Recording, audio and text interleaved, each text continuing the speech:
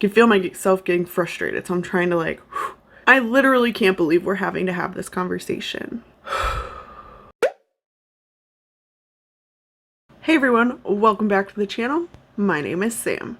While I was compiling, editing, reading for my last video, which was the review of part 1, chapters 1 and 2 of Fearing the Black Body by Sabrina Strings, I took an infamous social media break just to scroll for a little while, and I ended up watching one of Funty Time's videos. A TikToker they were covering just casually mentioned that they weren't subject to eugenics because they weren't fat.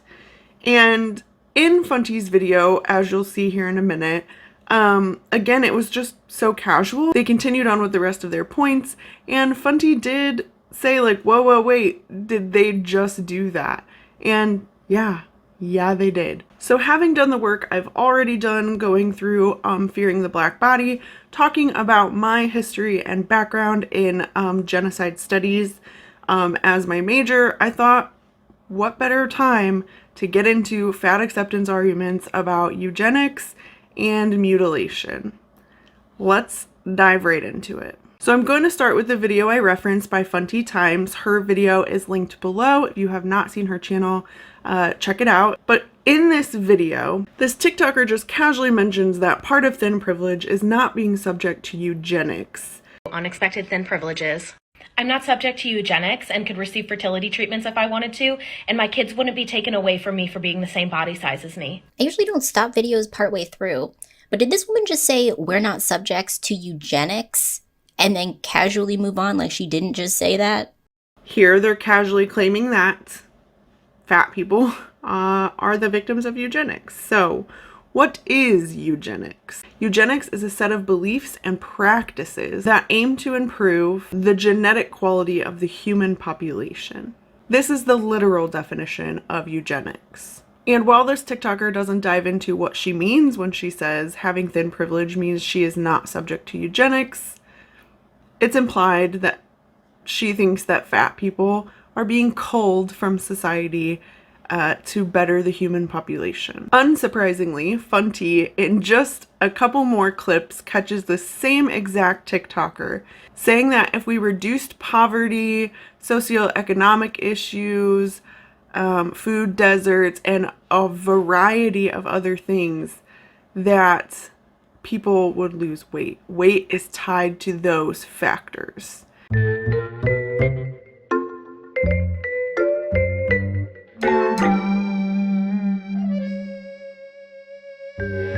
And then we're left with the question, well, which is it?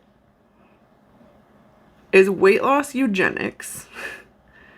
Or is weight loss created by all of these other factors? Because if we fix those other factors, as Funty points out, and people lose weight, is that also eugenics? This sort of relates to the argument that I made in my Lizzo Watch Out for the Big Girls video, where I talked about Lizzo essentially taking these girls basically off the streets. I mean, many of them were dancers, but not in a professional setting.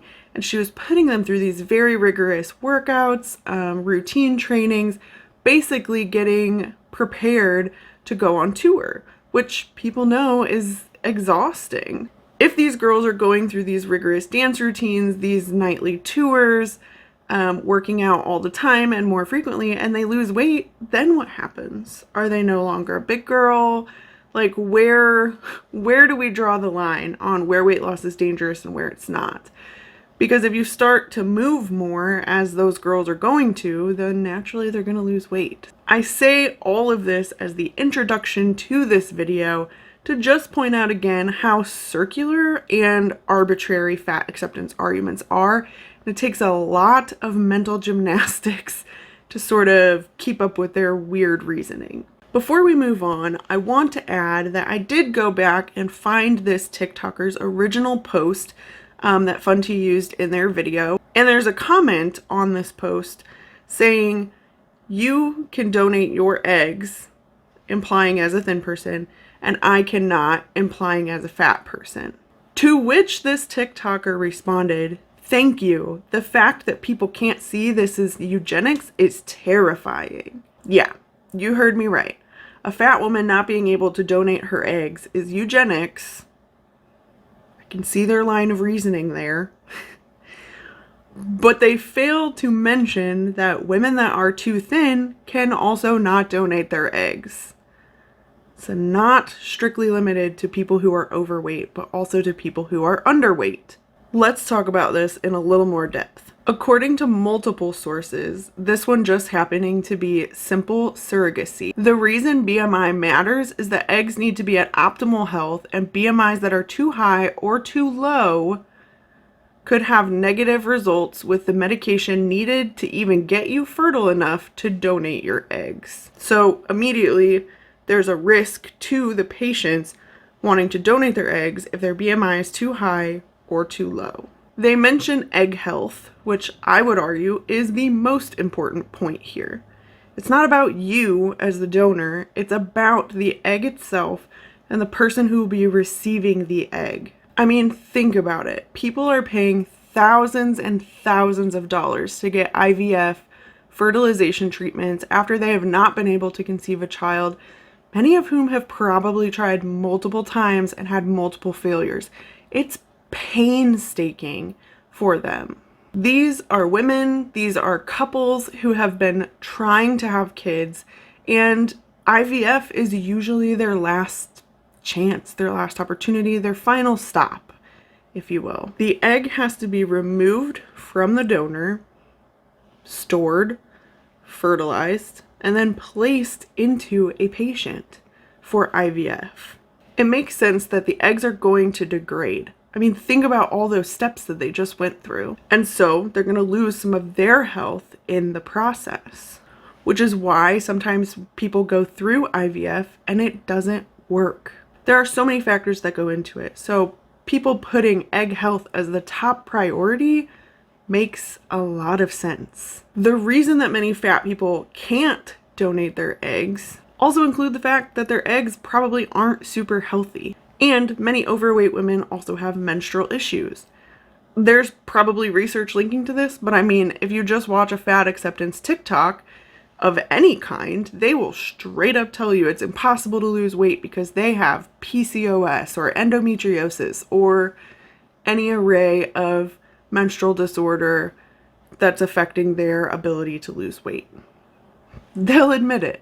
It doesn't surprise me that they think the world revolves around them in this way and that only fat women are not allowed to donate their eggs, but they're missing the entire logical picture, which is why I said it's extremely difficult and chaotic to try to keep up with their reasoning. So after I watched Fun T's video, I started trying to figure out where this rhetoric, this line of argument came from about eugenics and mutilation. Is it new? Because I've only recently heard of it. How long has it been out there? Lo and behold, I find an Instagram post from 2019 from none other than Sonali Rochetoire. And a few years ago, a lot of people were talking about Sonali.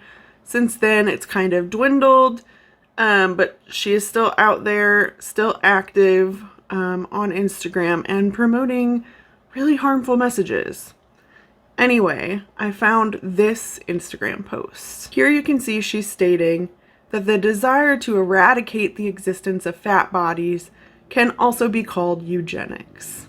She goes on to say, when people believe certain bodies shouldn't exist, this idea falls into the horrific, anti-black, anti-native, ableist, classist, transphobic, queerphobic, casteist, misogynist field of eugenics. She then explains that eugenics is the study of improving the human race by eliminating certain characteristics from the herd.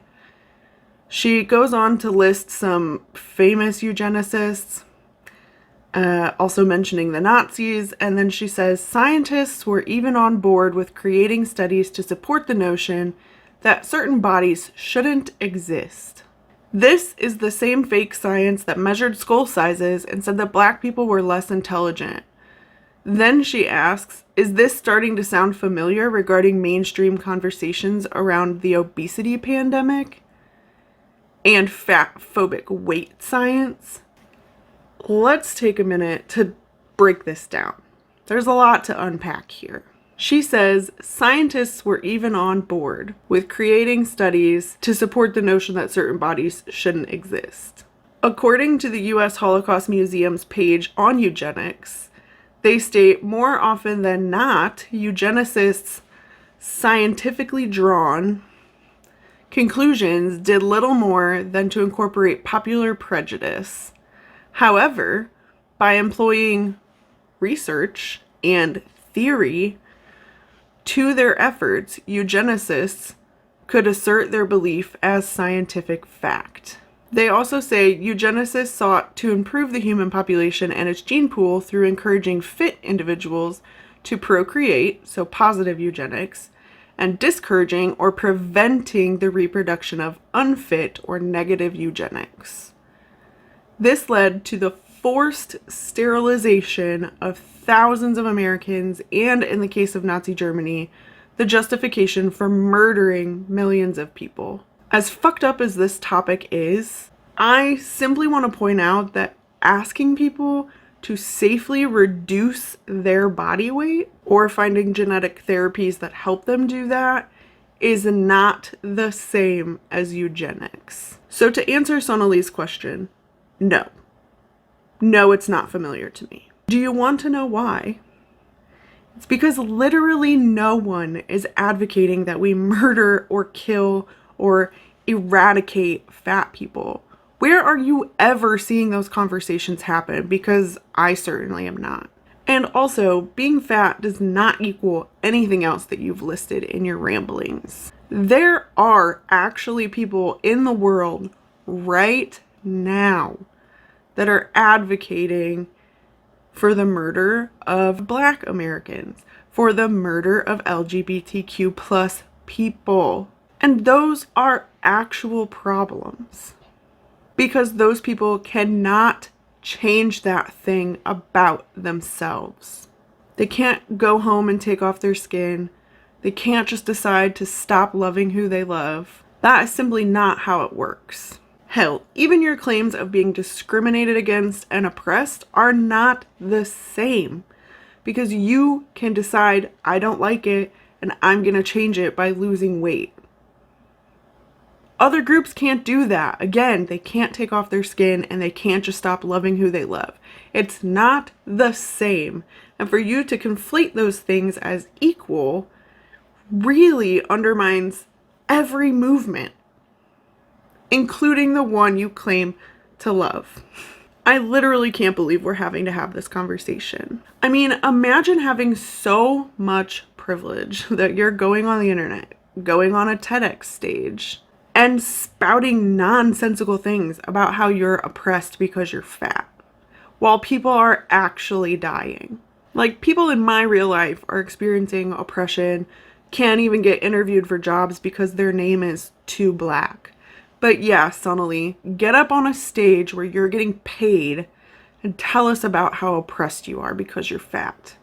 Okay, needed a second there to bring it back. So as I just mentioned, scientists have been working on genetic therapies for an array of diseases. Diabetes, blindness, cancer, so many things. While I was looking into this argument about eugenics, I stumbled across an article by Markel Mercedes, aka Mikey. That's right, the same Mikey who helped take down Lindo Bacon. Prepare your brain for what I'm about to read to you. In the article, Mikey writes, as Robert Pollack wrote in a response letter for Science, rational eugenics is still eugenics. And eugenics is not led by a desire to make better a human race. If it were, it'd be concerned with inequity. It would tackle white supremacy, poverty, fat phobia, imperialism, capitalism, and destruction of the earth. It would not spend this much time on a cold lab bench or on a missionary trip to the African continent or in the weeds of a culturally sensitive diet intervention. It would put ramps in front of every building. It would bulldoze every prison. It would give reparations to everyone touched by anti-Blackness. It would breed accountability and reflexivity and love and safety. Oof, let's just take a minute to really soak that in. You got it? Okay. What did I just read? She said if eugenics wanted to actually make the human population better, it would fight things like poverty, anti-blackness, etc. So kind of like that first TikToker we were talking about, I'm in a situation where I'm like, which is it? Is weight loss eugenics, or is weight loss caused by these other factors? And if eugenics fixes these other factors, are we now saying we're for eugenics? Their arguments are literally just word salads. Anyway, she concludes her piece stating that genomic research to eradicate obesity is only desired in a world where fatness is bad. But she starts her paper saying that they're using this research to find a cure for diabetes, type 2 diabetes to be exact. Nowhere in that research do they use the words eradicate obesity. I'm also finding this argument particularly intriguing because if we remember back to my video on Fat Doctor UK, they were spending a lot of time trying to convince folks that having diabetes had nothing to do with being fat, mostly attributing it to your genetics. They have whole lectures on it on their website, and fat activists have been saying that they can't lose weight because of genetics for forever. So if diabetes is a genetic disease and scientists are finding a genetic cure, shouldn't they be happy about that? I mean, of course, this is following their logic, right? So we know how that's going to go. So after learning about this specific research on the CRISPR gene, I wanted to do a little more digging. Here's what I found. It's an article stating what CRISPR has been used for and that they don't plan to use it in humans. It reads, researchers have found a lot of applications for CRISPR in animals, like making disease-resistant chickens and pigs, and mosquitoes that can't bite or lay eggs. But they've got many projects underway, like making disease-resistant crops, including wine grapes. And more ambitiously, they're working to genetically alter pigs so their organs could be transplanted into humans and bring extinct species such as the passenger pigeon back to life by tweaking the genomes of similar birds. When it comes to the human genome, though, scientists have been more hesitant. Editing our own DNA could easily end up causing more problems than it solves. I just want to add to this note about scientists and the ethics of genome research that scientists do have ethical concerns. I was reading article after article where scientists were concerned about what this work would do. They understand the power that it could have potentially in the wrong hands. But I'll also add that scientists do have international meetings now. They do have a sort of code of conduct. They do meet with each other and they do hold each other accountable to these ethical standards. In fact, a Chinese scientist used this kind of research to genetically alter some babies to make them HIV resistant, and he was sentenced to 3 years in prison.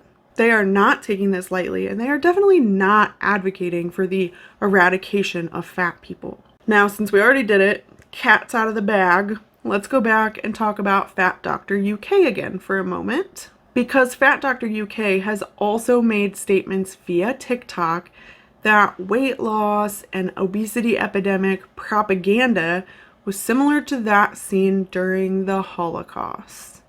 Yep, you heard correctly. They compared being fat to being killed in the Holocaust. I don't understand. Now, I thought I had this clip from when I made my own video, but it turns out I didn't. I was able to find it on another channel. She is a documentary channel. Her name is Kiana. Her video is also linked below. Her documentaries are great. If you haven't checked out her channel, please do. But here is a clip of Fat Doctor UK comparing to the Holocaust. In the 1930s, the Nazis convinced the people of Germany that Jews were to blame for all of their problems. The kind of propaganda that led to an entire nation blaming one group of people for their problems also led to the death of 6 million people. Now, I would never compare the Holocaust to anything else that is going on in the world today, because nothing can compare to the Holocaust. But you can't help but draw some parallels. There's no cop out there. You made that comparison at your own peril. That's a lot for me. And again, after we're hearing it from their mouths, I will reiterate that literally no one is advocating that people kill, murder, eradicate fat people.